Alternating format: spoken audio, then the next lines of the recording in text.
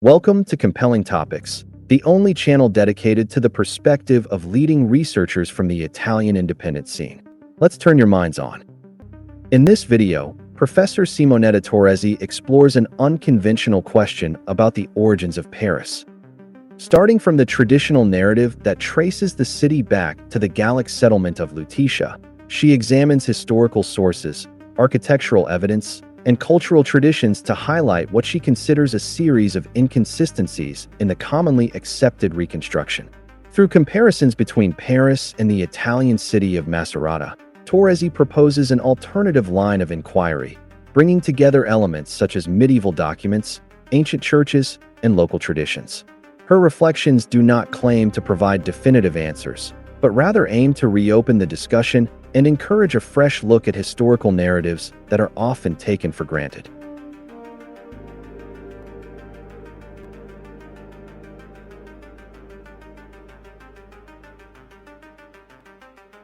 Professor Simonetta Torresi introduces the topic of the episode by explaining that discussing the origins of Paris is extremely complex. For this reason, she proposes only a brief introductory reflection. She begins with the modern emblem of the city, the Eiffel Tower, but then shows some curious images. There are in fact towns in the United States called Paris, Tennessee, and Paris, Texas that have built their own copies of the tower. In these cases, settlements that took their name from Paris have also reproduced its monuments, sometimes on a smaller scale, but still very faithful to the original. Torresi uses this example to introduce a broader hypothesis. When a city derives from another, it often reproduces its symbols and names. If in the future a catastrophe were to erase the memory of French Paris, but documents mentioning the Eiffel Tower and other elements of the city were to survive, someone might easily mistake one of these American Parises for the original. According to her, something similar may have happened in the reconstruction of historical geography. Copies and original models might have been confused. From here, she moves to the question of the origins of Paris. The official version maintains that the city developed from the Gallic village of the Parisii, known as Lutetia, which stood on the banks of the Seine. Torresi also recalls a connection with the name Paris, also known as Paride, a link that had already been discussed earlier, suggesting that the Gallic Parisii might be related to that tradition. To compare her reflections with mainstream historiography, she cites an article published in National Geographic History on September 16, 2022. According to that article, in 53 BC Julius Caesar convened an assembly of Gallic peoples after pacifying Central Gaul. Torresi, however, notes that she has already criticized Caesar's narrative of his campaigns in the past, for example regarding his movements and the supposed conquest of certain regions, considering it not entirely coherent. Continuing with the description of Lutetia, the article defines it as a small suburb in the territory of the Parisii. Torresi focuses on this term, arguing that it is significant. A suburb, by definition, is a settlement that arises outside the walls of a larger city. If Lutetia really was a suburb, she asks, of which city was it a part? She also criticizes the modern use of the word borough to describe ancient fortified towns, since historically the borgo referred precisely to a settlement that developed outside the main city.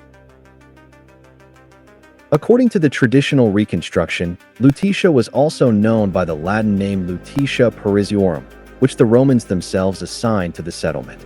Torresi observes that this name is often presented as if it were the original one, whereas in reality it derives from the Latin designation given by the Romans. In Commentarii de Bello Gallico, Caesar states that Lutetia stood on an island in the Seine connected to the riverbanks by two bridges, generally identified with the present-day Ile de la Cite, the medieval core of Paris. However, Torresi emphasizes that the same studies also acknowledge an important point. There are no archaeological discoveries that conclusively confirm the existence of a Gallic or pre-Roman settlement at that location. This, she implicitly concludes, leaves several questions open regarding the true origins of the city. Professor Simonetta Torresi continues by noting that, according to the same official sources she previously cited, there is no archaeological evidence confirming the existence of the Gallic settlement of Lutetia on the island in the Seine. She emphasizes that this point is openly acknowledged even by scholars who support the traditional account. In her view, the situation resembles other cases in which something is searched for over many years without ever being found. If the village had really been located on that small island, traces should be clearly visible. The fact that none have been discovered leads her to conclude that the settlement was probably not located there. At this point, she proposes looking elsewhere for the origin of the name Paris. According to her hypothesis, the name could derive from Paris, the figure associated with the Trojan tradition. Torresi explains that she has explored this idea further in her forthcoming book and argues that various lines of research appear to converge in this direction. The Parisii might have been descendants or cultural heirs of a tradition linked to Paris of Troy. If Paris himself were connected to another geographical area, specifically the region around Troia, then the origin of the name Paris might later have been mistakenly relocated elsewhere. Following this line of reasoning, Torresi observes that the Potenza River flows through that same area of the Marche. In antiquity, she says, the river may have been called Flazes, a term that would simply have meant river. This watercourse also functioned as a boundary between Gallic populations, the Senans to the north and other groups to the south. In local tradition, and even in 19th century documents, the term used to indicate a boundary was not confined, but Simonetta, meaning the limit marked by the river. From this, Torresi suggests a possible linguistic connection with the name Seine. In Italian, the river is called Sena, while in French, Seine is pronounced with a single N sound. According to her interpretation, the village of the Parisii might therefore have been located along the Potenza River, perhaps on a small river island, rather than on the Seine. If the tradition connected with Paris of Troy were indeed rooted in the area around Troia, it could be plausible to imagine that the earliest nucleus of what later came to be known as Paris originated there. Moving to the period of Christianization, Torresi recalls that, according to the official version, the first church founded in Paris on the central island of the city was dedicated to Saint Stephen. She finds this detail significant because, she observes, in the Marche region, particularly around Macerata and the province of Ancona, many of the earliest churches were likewise dedicated to Saint Stephen. She then offers some examples.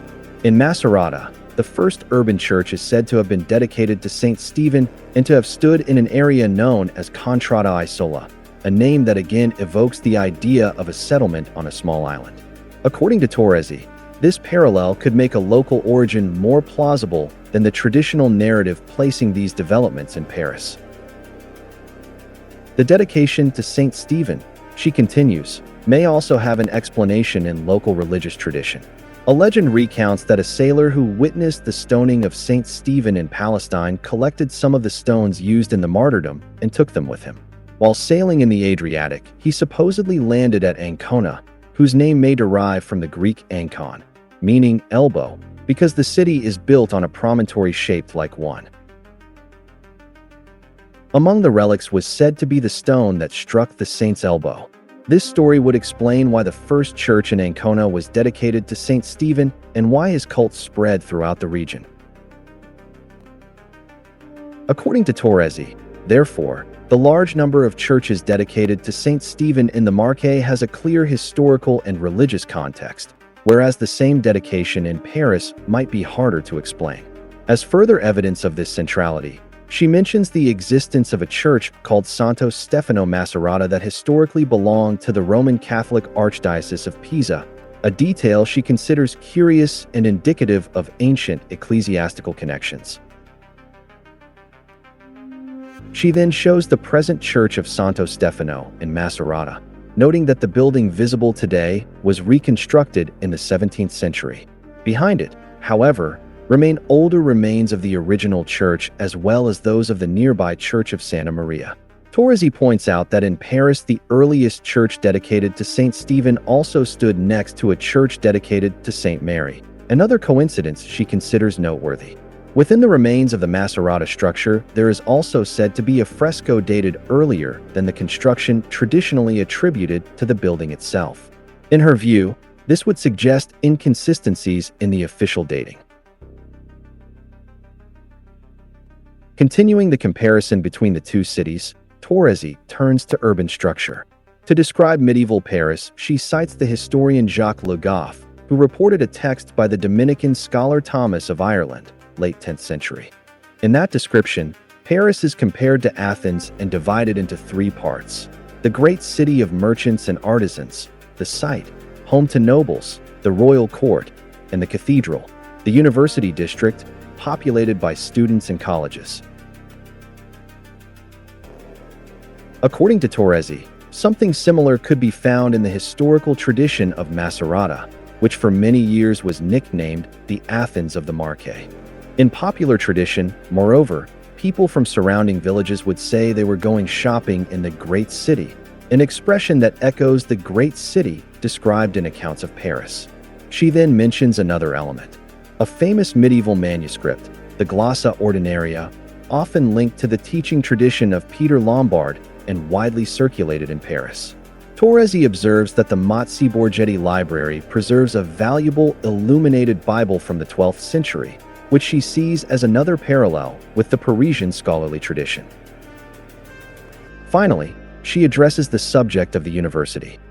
In Paris, she explains, the area later associated with the University of Paris and the Sorbonne developed around the Church of Saint Julien le Pauvre, dedicated to Julian the Hospitaller.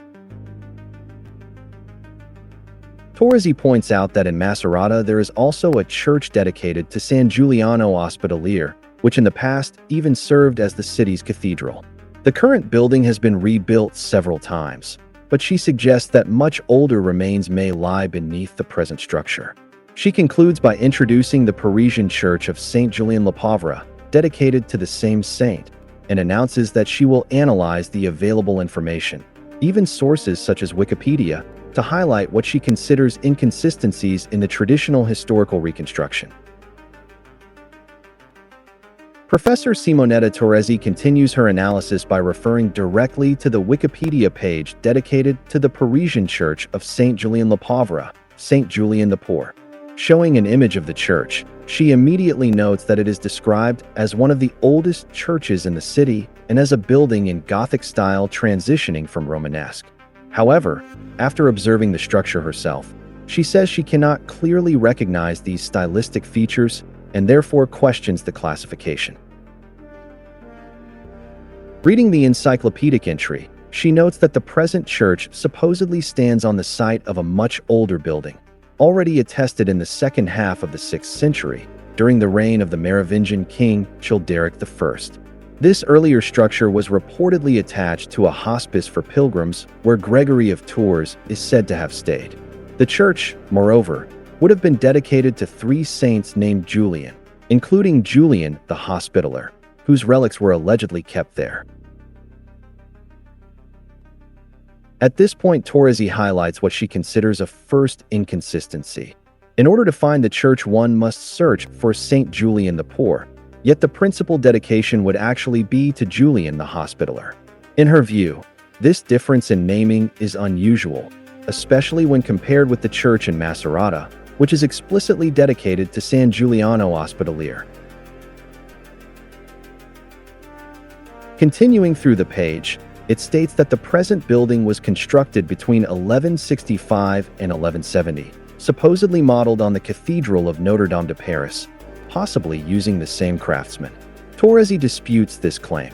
Looking at the structure, she argues that no real similarity with Notre Dame can be seen.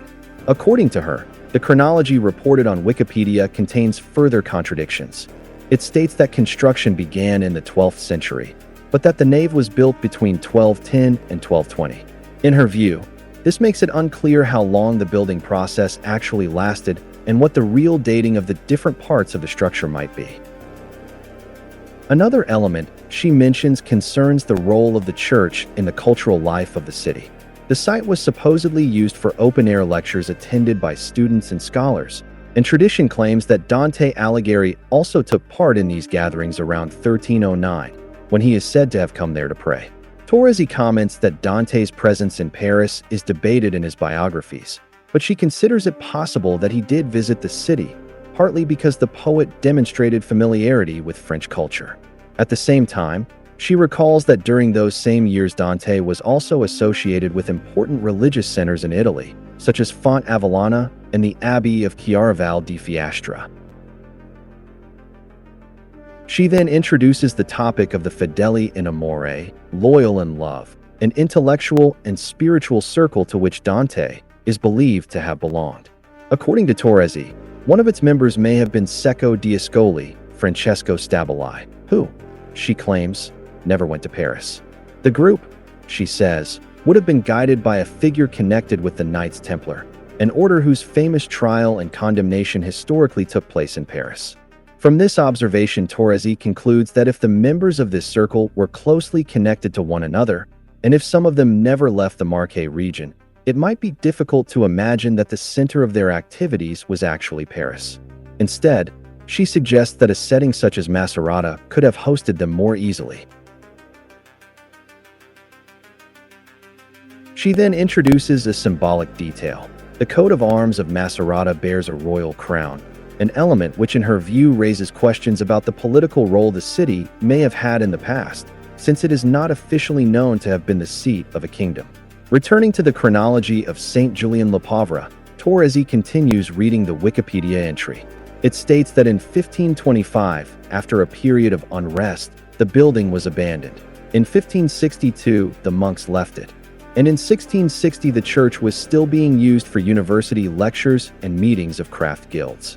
However, the same text also says that in the first half of the 17th century, the portal, the roof of the central nave, and parts of the side roofs had collapsed. According to Torresi, this represents a clear contradiction. If large parts of the structure had already collapsed before the mid-17th century, it would be difficult to imagine that the building was still being used for lectures and guild activities during that same period. She recalls that in 1653 a papal bull assigned the church to the Hôtel Dieu de Paris, and that during the French Revolution the building was confiscated before being restored to worship in 1805. Here again, Torresi points out what she sees as an inconsistency between descriptions of a severely damaged church and the fact that it continued to be used. All these discrepancies, she concludes, emerge simply by reading a single Wikipedia page.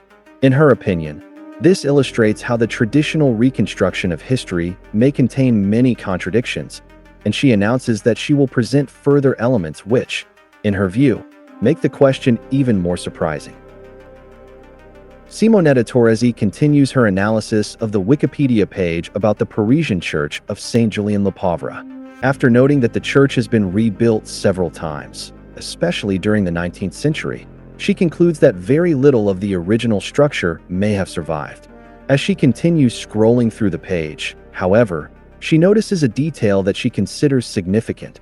A bas-relief depicting Julian, the Hospitaller, carrying a leper across the Potenza River is mentioned.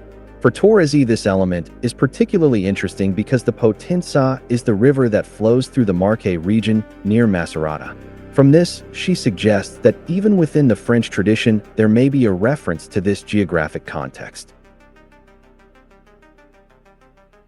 She then introduces information contained in the book Macerata Sacra by Don Otello Gentili, in order to reconstruct the history of the Church of San Giuliano Ospedaliere in Macerata. According to an ancient tradition reported by the author, St. Peter, returning from Dalmatia, evangelized the Piscine region. The first documentary record of the parish church of St. Julian dates to 1022, but the origin of the church may be much older, perhaps even from the 7th century.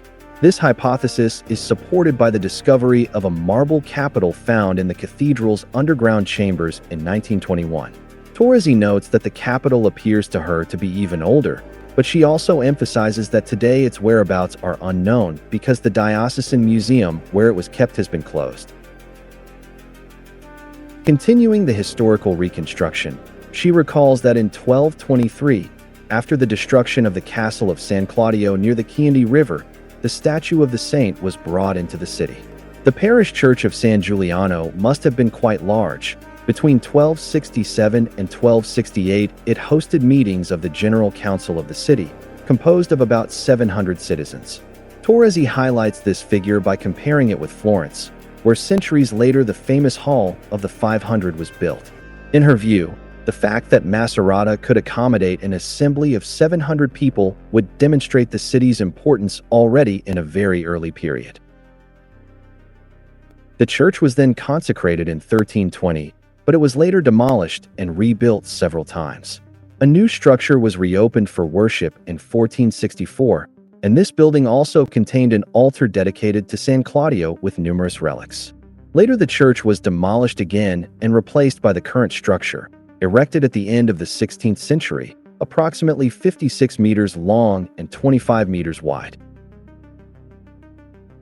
Torresi connects these events to the figure of Julian the Hospitaller, who according to some traditions was of Belgian origin but operated in the Macerata area, ferrying lepers across the river.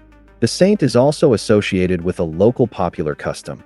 During the feast of Saint Julian in Macerata, people traditionally eat duck. According to Torresi, this collective ritual may evoke symbols associated with Germanic peoples. The image of ducks also appears in certain jewels preserved in the National Archaeological Museum of Ascoli Piceno, which symbolically reflect the same tradition. She then introduces the figure of Eligius, known locally as Sant Alo, a character linked to the Merovingian kings. According to tradition, he served as the personal goldsmith of one of these rulers and enjoyed great trust at court. Torresi notes that his priory was said to have stood along the Seine, on the opposite bank from the city. However, citing Genelli's studies again, she observes that in the area of Villa Potenza, near Macerata and the Potenza River, there was also a church dedicated to Saint Eligius, documented in 1391 and known as San Alo. Moreover, in 1252 a Benedictine hermitage dedicated to Saint Eligius the Hermit is recorded in the territory of Cesapolombo. According to Torresi, it is curious that a saint associated with French tradition should appear with so many traces in the Marche region as well. The same name, Sant Alo, she notes, is used both in France and in Italy, and the saint's cult is also attested elsewhere, for example in Terni, where there is an ancient church dedicated to Sant Alo. Returning to the central topic, Torresi summarizes the elements that, in her view, bring Macerata closer to the traditional description of Paris: the presence of the Church of San Giuliano Ospedalier, the existence of an ancient university, officially documented at least from 1290, the Potenza River interpreted as a possible counterpart to the Seine, the Church of Saint Eligius on the opposite bank of the river, and even the royal crown in the city's coat of arms. All these elements, according to her interpretation, suggest meaningful parallels. Finally, she presents several medieval notarial documents from the Potenza Valley, published in Studi Storici Maceratici.